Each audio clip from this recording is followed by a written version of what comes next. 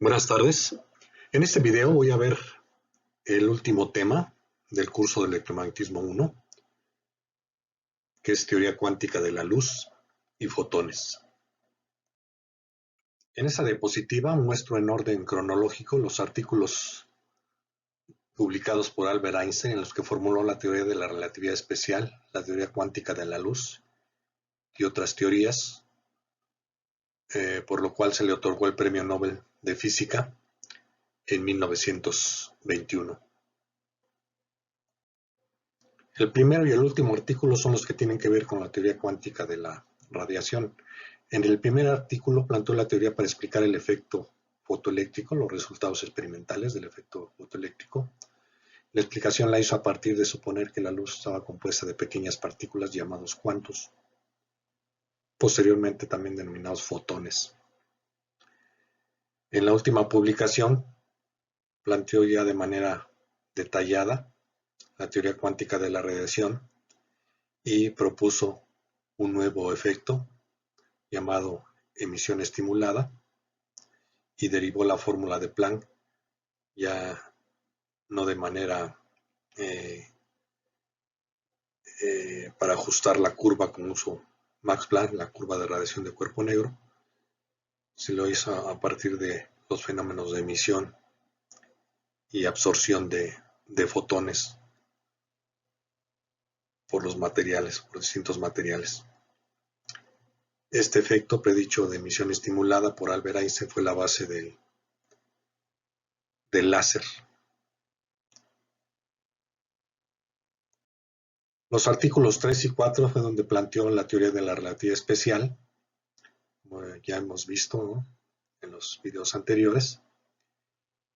Y bueno, como vamos a ver en este video, pues estos temas, ¿verdad?, están íntimamente relacionados.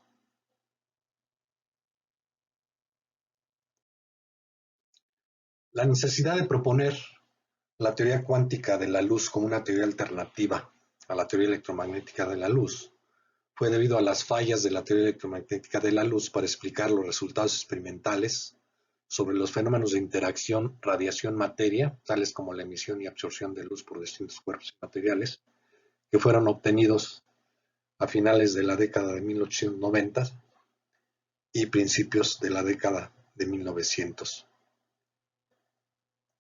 Históricamente, uno de los primeros fenómenos en donde falló la teoría electromagnética de la luz fue el fenómeno del espectro de radiación, de explicar el espectro de radiación de cuerpos calientes, es decir, como resultado de elevar su temperatura, y el espectro de radiación de un cuerpo negro ideal.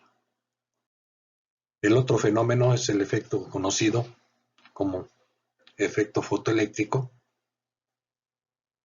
que consiste en la emisión de electrones desde un metal al hacer incidir sobre su superficie luz de alta frecuencia.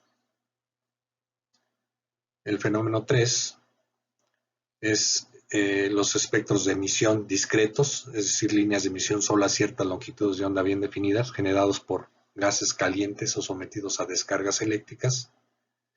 Y igual los espectros de absorción discretos, líneas de absorción solo a ciertas longitudes de onda bien definidas, generadas por gases o materiales en fase vapor. Entonces, la teoría cuántica de la luz fue propuesta por Max Planck y Albert Einstein para explicar los fenómenos 1 y 2 respectivamente. Y posteriormente Niels Bohr utilizó la teoría cuántica de la luz y propuso los primeros postulados de la mecánica cuántica, se conoce como la vieja mecánica cuántica, para explicar los fenómenos 3 y 4 para el caso del átomo de hidrógeno.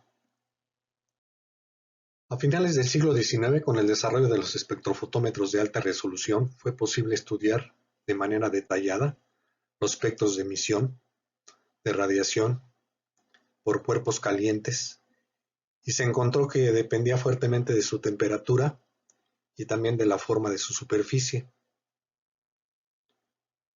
Aquí se ve el espectro de radiación solar, ¿no?, con distintas capas atmosféricas a distintas alturas. Como se puede ver, son espectros más o menos continuos, es decir, se irradia de manera continua a distintas longitudes de onda en el visible. La radiación máxima, como sabemos, es en la región visible, aunque también radia en el ultravioleta y en el infrarrojo.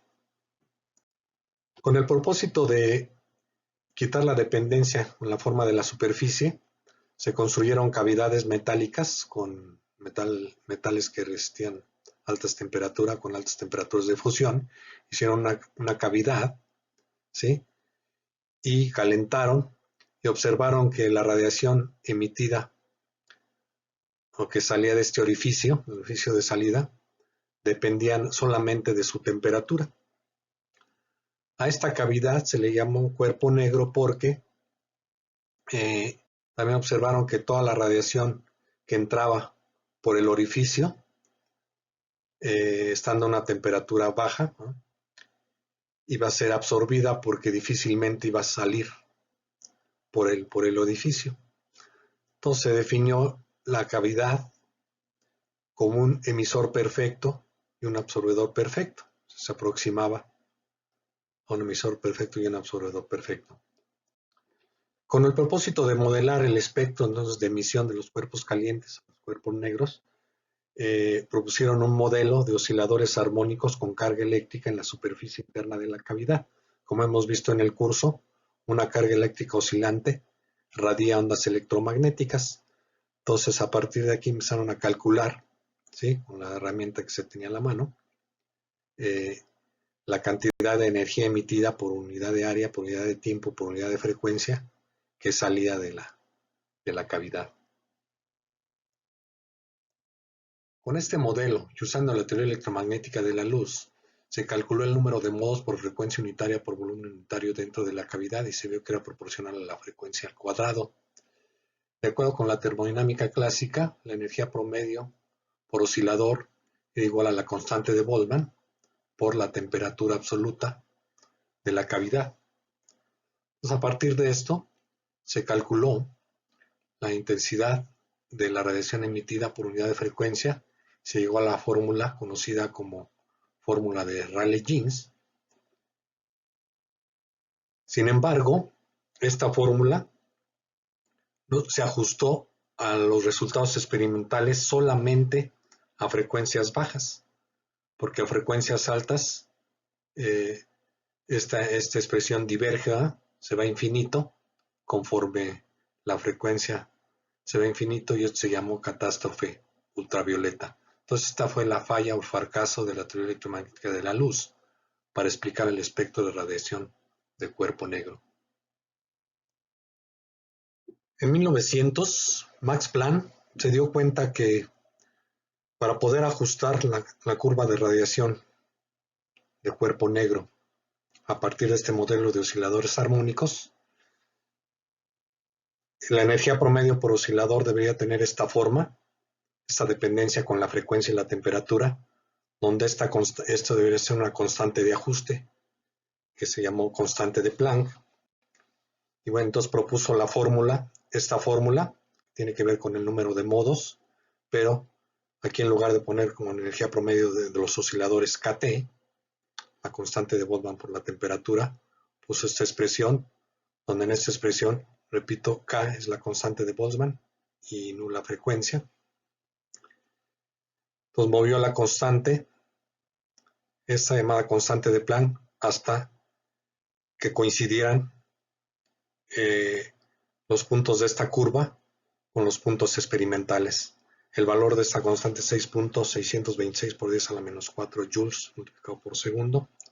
Y bueno, para poder justificar esta energía promedio por oscilador, tuvo que postular que la energía emitida por cada oscilador está cuantizada, es decir, es un múltiplo entero de la constante de Planck por la frecuencia de los osciladores, que bueno, es la frecuencia de la radiación. O sea, para cada frecuencia, hay aquí en la cavidad hay osciladores que oscilan con toda una gama de frecuencias, ¿sí?, en un rango de frecuencias, pero que cada oscilador en función de la frecuencia emite una energía, emite un cuanto de energía, que es un múltiplo entero de su frecuencia. Entonces esto fue la base entonces de la teoría cuántica de la radiación. Otro fracaso de la teoría electromagnética de la luz fue para explicar el efecto fotoeléctrico. En 1887, Henry Hertz hacía sus experimentos donde probó la teoría de Maxwell sobre la radiación electromagnética en esencia ondulatoria. Paradójicamente descubrió el efecto fotoeléctrico. Este efecto consiste en la emisión de electrones desde un metal al hacer incidir sobre su superficie luz de alta frecuencia. Los resultados experimentales que observó Hertz y otros científicos sobre este efecto son los siguientes.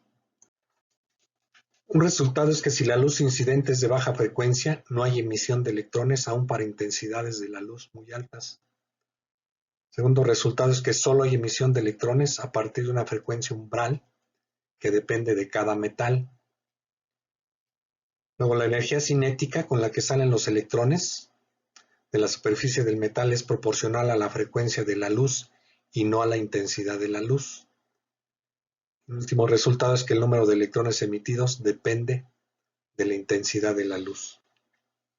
Pues de acuerdo con la teoría electromagnética de la luz, la intensidad de un haz es proporcional al campo eléctrico de la onda electromagnética elevado al cuadrado, ¿sí? Como hemos visto, es básicamente proporcional al vector de Poynting, que es E cruz B, el campo eléctrico por el campo magnético, pero puede dejar todo expresado en términos del campo eléctrico al cuadrado. Pues de acuerdo con esta teoría, la predicción es que al hacer incidir luz de cualquier frecuencia por suficiente tiempo, debería de haber electrones emitidos, solo es cuestión de que ganaran energía los electrones, y la energía cinética de los electrones debería depender de la intensidad de la luz y no de la frecuencia. Por lo tanto, como esta teoría no explica ninguno de estos resultados, pues la teoría electromagnética de la luz resulta ser inconsistente con los resultados experimentales. No explicó el efecto fotoeléctrico. En 1905, Albert Einstein explicó el efecto fotoeléctrico proponiendo que la luz estaba compuesta de cuantos de luz y que los electrones absorbían la energía de estos cuantos de luz, posteriormente llamados fotones. Dada esta propuesta, entonces, la fórmula de Einstein para explicar todos los resultados del efecto fotoeléctrico es esta, que dice que la energía cinética de los electrones es igual a la energía del fotón absorbido menos la energía necesaria para que el electrón salga del metal. Aquí H pues, es la constante de Planck, pues, es la energía de los fotones, según el postulado de Planck. Es el valor de la constante de Planck. Y bueno, la constante de Planck por la frecuencia umbral, a partir de la cual los electrones empiezan a salir del metal, es igual tiene que ver con la función trabajo del metal y la energía necesaria para que un electrón salga al vacío. ¿Sí? Entonces, la teoría cuántica formulada por Einstein dice que la intensidad de un haz de luz es proporcional a la frecuencia o energía de los cuantos de luz, fotones, y al número de fotones por unidad de área por unidad de tiempo que viajan en el haz a la velocidad 3 por 10 a la 8 metros sobre segundo. O sea, aquí está la intensidad de un haz de luz, matemáticamente se puede expresar como NF por H nu, donde H nu es la energía de cada fotón, la energía de un fotón, y NF es el número de fotones por unidad de área por unidad de tiempo. Estas son las unidades, ¿no?, de NF, número de fotones por metro cuadrado por segundo. Finalmente, para hacer compatible la teoría cuántica de la luz con la teoría de la relatividad especial, Albert Einstein propuso que la masa en reposo de los fotones debería ser igual a cero.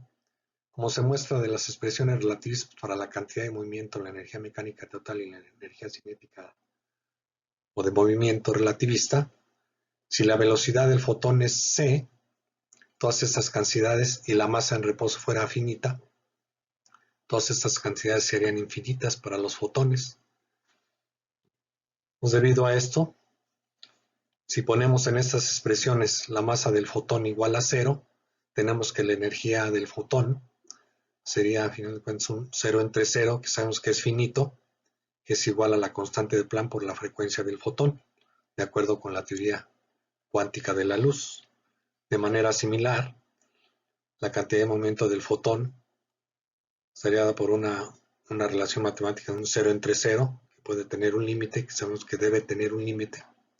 Para encontrar ese límite, el valor finito de la cantidad de movimiento de un fotón, usamos la relación entre la energía de una partícula relativista y su cantidad de movimiento y su masa en reposo, sustituyendo aquí en esta expresión la masa en reposo igual a 0, me queda que la energía del fotón es igual a la raíz cuadrada de la cantidad de movimiento del fotón al cuadrado por c cuadrado, sacando la raíz, es simplemente esto.